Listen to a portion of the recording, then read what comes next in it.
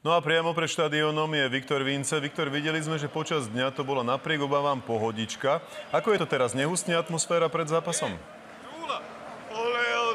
Dobrý večer, no nehustne ani zďaleka. Iné čo hustne je atmosféra okolo mňa a prípadne pri štadióne, pretože oni sa ma tu snažia dostať na ich tribúnu.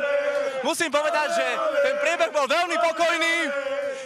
Doteraz polícia neeviduje ani jeden priestupok voči nejakému verejnému spolunažívaniu, to znamená, všetko je zatiaľ v poriadku a dúfame, že to tak naďalej zostane minimálne do začiatku zápasu. 0-2. Tak Viktor, vidíme, že to je tam naozaj pestré a veselé, zvládaš to perfektne.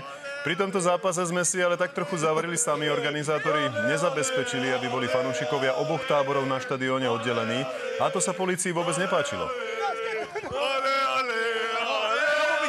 Patrik, ale musím povedať, že tentokrát sa musím postaviť na stranu organizátorov, pretože to slovenskí fanúšikovia predávali lístky práve tým bosniackým. Inak by nedošlo k pomiešaniu, preto je ten zápas aj rizikový a uvidíme, ako to nakoniec dopadne, pretože ak ich rozdrtíme, čo verím, že áno, tak v tom prípade by už aj tie podgorážené mysle mohli spôsobiť nejaký konflikt až po zápase. Preto tu zostávame a viac informácií prinesieme v nočnom spravodajstve.